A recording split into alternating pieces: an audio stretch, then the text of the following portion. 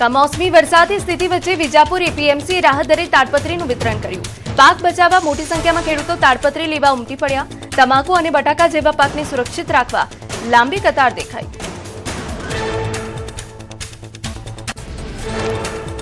નર્મદા પરિક્રમાવાસીઓ માટે રાહતના સમાચાર. વાવાઝોડાના કારણે સ્થગિત કરાયેલી નર્મદા ઉત્તર વાહિનીની પરિક્રમા ફરી શરૂ. શ્રદ્ધાળુઓને સાવચેતી રાખવા અપીલ કરાઈ. કેદારનાથમાં તાપમાનનો પારો ગગડ્યો. તાજી હિમવર્ષાથી આખું કેદારનાથ બરફની ચાદરમાં ઢંકાયું. કુદરતી સૌંદર્ય સોળે કળાએ ખીલ્યું. હિમવર્ષા બાદ કેદારનાથ ધામનો મનમોહક નજારો જોવા મળ્યો. ઉત્તરાખંડના ચમોલીમાં કુદરતનું રૌદ્ર સ્વરૂપ જોવા મળ્યું. બદ્રીનાથ ધામ બરફની સફેદ ચાદરમાં ઢંકાયું. મંદિર પરિસર અને રસ્તાઓ પર બરફના થર જામ્યા.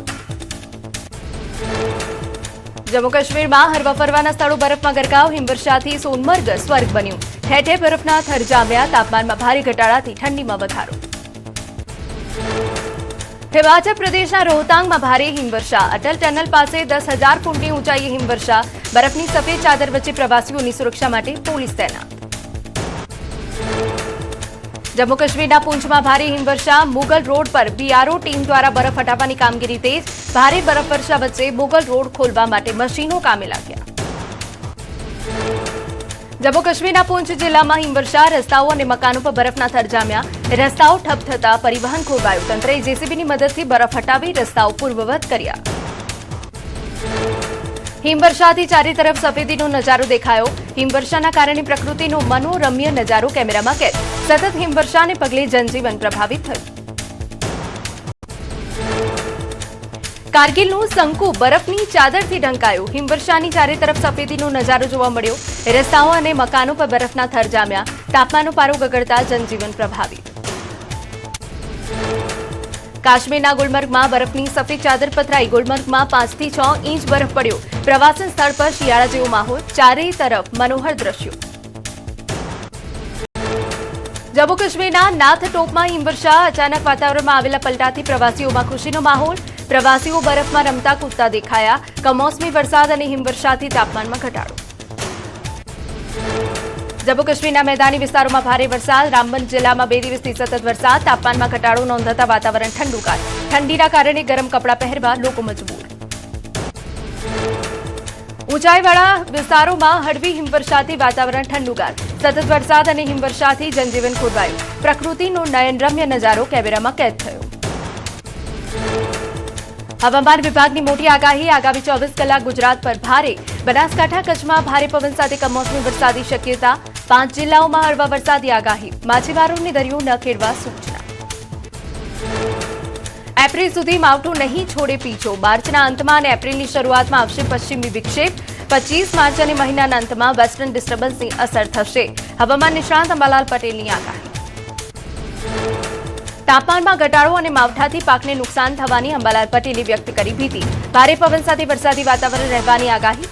તોફાની પવનના કારણે આંબા પરથી મોર ખરી જવાની શક્યતા. કેરીના ઉત્પાદન પર અસર થશે. ડીસા માર્કેટયાર્ડમાં કમોસમી વરસાદનું વિઘ્ન. કમોસમી વરસાદમાં બાજરી અને રાયડાનો સેંકડો બોરીઓ પલળી. ખેડૂતો અને વેપારીને મોટું નુકસાન. યાર્ડની ચેતવણી છતાં માલ ખુલ્લામાં રાખ્યો. ફરી એક વખત માવઠાએ ખેડૂતોને રડાવ્યા. રાજકોટના બેડી માર્કેટયાર્ડમાં નુકસાનીના દ્રશ્યો સામે આવ્યા. કમોસમી વરસાદમાં ખુલ્લામાં પડેલો તૈયાર પાક પલળ્યો. વેપારીઓએ ખરીદેલો રાયડાનો પાક પલળ્યો. રાજકોટમાં કમોસમી વરસાદો કહેર. બેડી ગામમાં ઘઉં, મકાઈ, ધાણી સહિતના ખેતપાકને વ્યાપક નુકસાન. લલણી કરવાના સમયે ભારે પવન અને વરસાદના કારણે ઘઉંના તૈયાર પાક પર પાણી ફરી વળ્યું. જેતપુરના મેવાસામાં કુદરતનો પ્રહાર. 25 વીઘામાં તૈયાર ઘઉંનો પાક જમીનદોસ્ત. ખેડૂતોના મોઢે આવેલો કોડિયો છીનવાયો. તાત્કાલિક સર્વે કરી સહાય ચૂકવવાની માંગ. છોટાઉદેપુરમાં કમોસમી વરસાદે પાણી ફેરવ્યું. વાવાઝોડા અને વરસાદથી મકાઈનો પાક જમીનદોસ્ત. આંબા પરથી કેરીઓ ખરી પડતા મોટું નુકસાન. મહુડાની સિઝન પર જોખમમાં. માવઠાને પગલે બોટાદ જિલ્લામાં કેરીમાં ભારે નુકસાન. જિલ્લાની આંબાવાડીઓમાંથી કેરી ખરી પડી. આંબાવાડીમાં મોટા નુકસાનને પગલે ખેડૂતોની હાલત કફોડી. ભારે હૃદયે ખેડૂતોએ આપવીતી વર્ણવી. અમરેલી જિલ્લામાં ભારે પવન અને કમોસમી વરસાદથી વિવિધ પાકોમાં નુકસાન. ખાંભા, બગસરા, ધારી, ચલાલા સહિત વિસ્તારોમાં દેખાઈ મિની વાવાઝોડાની અસર. ડુંગળી, તલ, ચણા અને બાજરી સહિતના પાકો પલળ્યા. તૈયાર પાક ઢળી પડતા ખેડૂતોને બેવડી નુકસાની સહન કરવાનો વારો આવ્યો. દર વર્ષે માવઠાના મારથી ખેડૂતોની કમર તૂટી. સરકાર પાસે તાત્કાલિક સહાયની ખેડૂતોએ માંગ કરી. દક્ષિણ ગુજરાતમાં ભારે પવન અને માવઠાના કારણે ખેતીમાં વ્યાપક નુકસાનની ભીતિ. કેરી, ચીકુ, ઘઉં અને ચણા સહિત પાકને પવનથી ભારે નુકસાન. માવઠાની પરિસ્થિતિ વચ્ચે ખેડૂતોમાં ચિંતાનું મોજું છવાયું. ભરૂચમાં કુદરતનો મિજાજ બદલાયો. 60 કિલોમીટરની ઝડપે પવન ફૂંકાયા. મિની વાવાઝોડા જેવો માહોલ જોવા મળ્યો. ધૂળની ડમરીઓ વચ્ચે તેજ પવન અને ઝરમર વરસાદ વરસ્યો. જનજીવન અસ્તવ્યસ્ત થયું. રાજપીપળામાં વાવાઝોડાનું તાંડવ. મિની વાવાઝોડાથી કેરીના પાકને મોટું નુકસાન. ધૂળની ડમરીઓ સાથે પવન ફૂંકાયો. વીજળી ગુલ થતા આખું નગર અંધારપટમાં.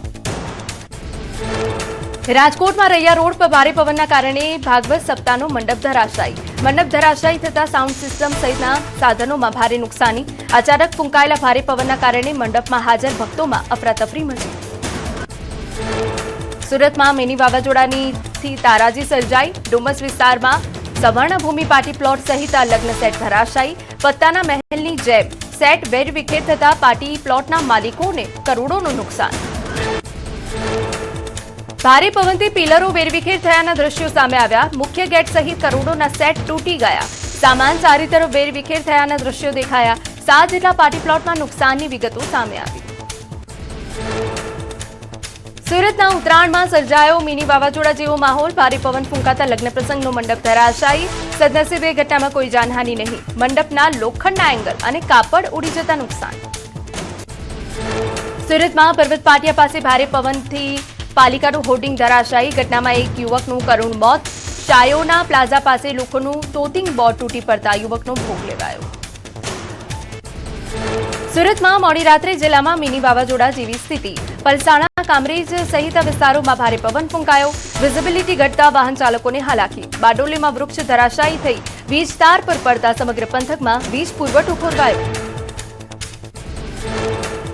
બોડેલીમાં કુદરતનો પ્રકોપ. 16 માર્ચથી શરૂ થયેલા પ્રદર્શનમાં સ્ટોલ ધારકો પાયમાલ. વાવાઝોડાએ 30થી વધુ સ્ટોલ વેરવિખેર કર્યા. મહિલા મંડળોને ભારે આર્થિક ફટકો.